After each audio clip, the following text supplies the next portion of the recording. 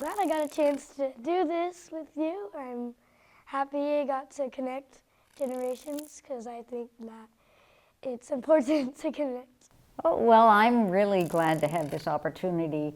I think that oftentimes when we're in the church, we tend to connect more with our peers and not with the other generations in the church. So I think this is a wonderful opportunity. Yeah, it's nice to get to know, everybody in the church. I understand that you are a Pathfinder. Yeah. So tell me, what are Pathfinders and why do you participate in Pathfinders? So Pathfinders are a member of a club in the Seventh-day Adventist Church, and they learn different skills that they can use in survival and helping others and everyday things and growing in the relationship with God. And I chose to be a Pathfinder because I thought it would be really cool to learn skills with my friends, and as we grow up together, grow in a relationship with God, and be just a part of this really fun group in the church and the community. So yeah. Is there a particular skill that you've learned this year? One off the top of my head we've been learning for a while now, and it's different knots. So, whether it's rappelling knots or knots that can secure you. I never knew there were so many knots. When I was in Pathfinders, what we did to learn all the knots, we did macrame. Do you know what macrame is? I probably heard it, but probably. Okay, so macrame, have you ever seen, hanging plants and there's ropes and you decorate the plants? Well, when we did knots in Pathfinders, we would make macrame, so it'd be a fun activity, but also learn the knots. Kind of different, yeah. Yeah, so that was always a fun activity that we did with that's Pathfinders. a unique way to do it. Mm-hmm. Yeah. So how long have you been here at Azure Hills? When I came here in 1978, where all the tennis courts are, oh yeah, that was a big swimming pool. Yeah. Because this used to be a country club, and when the Adventist Church bought it, it still had all the facilities of a country club. And so back then, we used to have on Saturday nights when we had activities, and on Sundays, we had swim. So the family could come and they'd use the pool here. So that was one of the activities that they did here at the church then. Now we have the pickleball courts that a lot of us use them for. Tell me about your dog, Sonia. What does she do for you? How does she help you? So I got Sonia from Guide Dogs for the Blind up in San Rafael. And I got Sonia because I'm legally blind. I can see a little bit, but if I did not have Sonia, when I went out, I would have to use like a white cane, that people can move slowly. Yeah. So what Sonia does is she guides me. She makes sure that I don't run into things.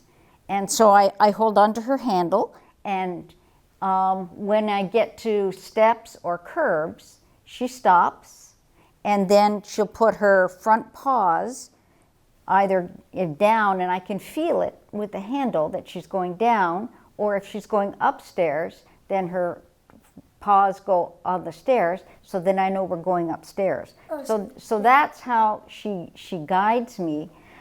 But one of the really interesting things, she is so smart, she has been taught what they call intelligent disobedience. Now this is something you can learn to tell your parents when okay. in the future. So, and what that means is, when I get to a corner and I'm going to cross the street, Sonia stops and I stop, and then I listen for the traffic. And so I can hear the traffic and I figure out, okay, which way is the traffic traveling, so then I can decide when it's safe to cross the street. So when I'm ready to cross, I say, okay, cross. If it's not safe, Sonia will not cross. She'll just sit down. And then when she does that, I know that there's a danger. One time we were walking and there was some construction. The sidewalk was closed, but I didn't see that it was closed. And there was a big hole because they were, replacing the concrete. So when we got there, she stopped. And so of course, I'm trying to figure out, okay, why are we stopped? And then the gentlemen there that were working, you know, they come running over. Oh, here, let me help you. Don't go there. She's been trained to do that. When I get to a traffic light, you know, the little buttons that you push, well, she'll take her nose and she'll put her nose there so that way I know where the button is to push. At my son's place, they have all the mailboxes all in together. And so I'll say, okay, let's go to the mailbox. And she'll take me down to the mailbox, and then she knows which mailbox is his, and she'll put her nose there so that I can put the key in and open the mailbox. Yeah, that's very cool. Or if I went into a waiting room in a doctor's office, I just have to say, Sonia, find a chair. And then she'll take me to an empty chair. So, you know, she's very intelligent. Yeah, that's fascinating. As you're probably aware, I do have a passion for animals. As I've gotten older, I think I've become more and more fascinated by how God made them, and God made them so that they could be companions for us humans, and I just think they're really amazing on how they're different. I just love their trust. Like, I've seen, you know, the trust that you two have together. If they get hurt, they rely on you to take care of them, and it's likewise. You raise them up. And that is very true. I would agree that probably one of the most important things I have learned having Sonia is trust. Yeah. Because, you know, if you think about it, if you close your eyes and then you start to walk, you automatically become cautious. Yeah. And so you're real slow to move. Even when I was using my white cane, with Sonia, I can walk rapidly down the street because I trust her. Yeah. And I've developed that trust because of my relationship with her. Yeah. So it's taught me a lot about trust, even, you know, with God, because this is a concrete, and I can see the results of that trust, you know. So that's been exciting. They rely on you, you rely on them. It's kind of a teamwork, and I think that's how God originally planned it to be, because, you know, God's kind of the one who leads us. We rely on Him, and we trust Him, and He does follow through, and He does take care of us. So do you have any dreams in the future of connecting in some way or working with animals? I do consider helping helping, maybe volunteering at a shelter, or you know, helping to do community work with animals in need. Also, this past summer we went to a mini donkey farm, and there were mini donkeys. Like, it's actually a thing, mini donkeys. Oh, yeah? And different ducks and cows and horses. And I saw about a teenage girl working there, kind of helping out. And my cousin has a horse ranch, and I thought, well, maybe I could help her sometime if she ever needs help. And I'm sure when I get older and I'm raising a family, I will have a dog as well. With your love for animals, I'm sure that will be in your future. Well, thank you. I hear that you are planning to go to the International Camporee. Oh, yes. What is your understanding of what the Camporee is going to be? As I've told you previously, I've never been to an international Pathfinder Camporee before, but I have gone to previous Camporees, smaller of course, but I've had a blast with them. I feel like I've grown in my relationship with God because I've just had so much fun. There was pin trading, there was connection that came in contact with other Pathfinder groups, different honors you learned, and it was especially good because you could learn them out in the wild. It wasn't just in a building, it was really hands-on. You could really experience it, cooking, and I was part of the praise team. I was just always excited, like, this is the next event, this is the next event. And I think that in Gillette, it's for 1 week, so I think it'll be a really, really good time because it's in Wyoming, it's in a new area. You have tons of other groups from around the world, and it's just an experience that you really don't get to be in often? My husband and I, we went to Gillette to do one of the tours last September. Oh, nice. So we got to see the facilities and look around, and one of the facilities that they have there that you are going to love, they are going to have a rodeo. A rodeo in Wyoming, they have a... Yeah, right That's there. so cool. They have, the facilities for rodeos, so you'll be able to see the horses and yeah. So that should be fun. something you'll be really interested in. Yeah, entertaining. Yeah. So I am looking forward to this. How has being in Pathfinders and being a Master Guide impacted your life? Well, I didn't start being involved in Pathfinders until my children were of the age to be in Pathfinders, because I didn't grow up a Seventh-day Adventist. I actually grew up as a Jehovah's Witness. And so when my children were adventure age, I got involved in adventures and I worked with them. And then when they moved up to Pathfinders, then I started teaching the classes. That's how I earned each of the progressive classes, by teaching them. And then my husband and I were directors here at Azure Hills. Wow. And we were directors of the Pathfinder Club probably for a good 10 years. Oh, wow. You know the saying, once a Pathfinder, always a Pathfinder, right? Yes, I do.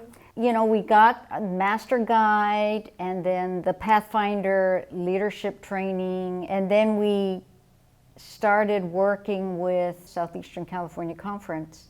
And so we are part of the staff that do the Master Guide training. So we go to the churches in the conference that have Master Guides, and so we do presentations and we provide resources and help them. We also do trainings down at the conference office. So, people that are available can come and complete some of their Master Guide curriculum requirements there at the conference office. So you're very involved with the different Pathfinder and Master Guide. When you go to the camporee, there's going to be 70,000 people there. The international clubs, they'll have a big parade, and so they'll all be in their, Class A uniforms. But the uniforms from the other countries, they have different colors. So it's really exciting to see all of these young people from all over the world. But yet, they all have the same values. They all have the same mission. It's a great experience. And of course, the pin trading, Yes. I mean, that's always a big deal. You should plan on bringing some pins if you have. I know Southeastern is going to have some pins. I don't know if is your club going to have a pin? I think we do have an Azure Hills pin. So that should be fun. That'll be a really fun activity. I'm really looking forward to it. We're actually going as volunteers. Oh, nice. So my husband and I, and Sonia, of course, we will be working in the first aid station there.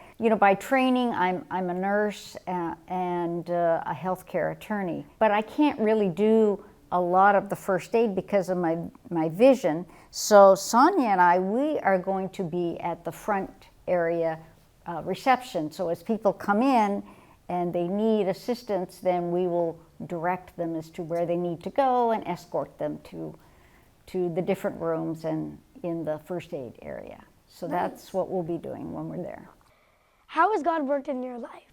No doubt, the biggest way God has intervened in my life is through Sonia.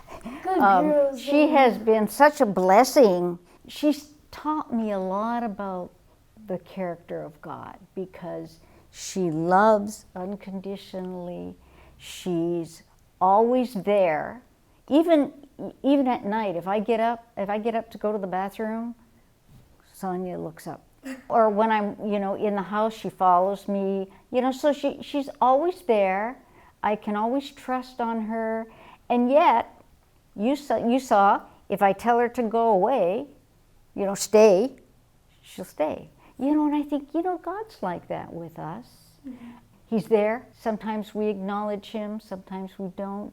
Sometimes we tell him to stay when we don't want him, in our activities. So I've learned a lot about God's love and his loyalty and presence just by my relationship with Sonia. Yeah. So how have you seen God, involved and active in your life?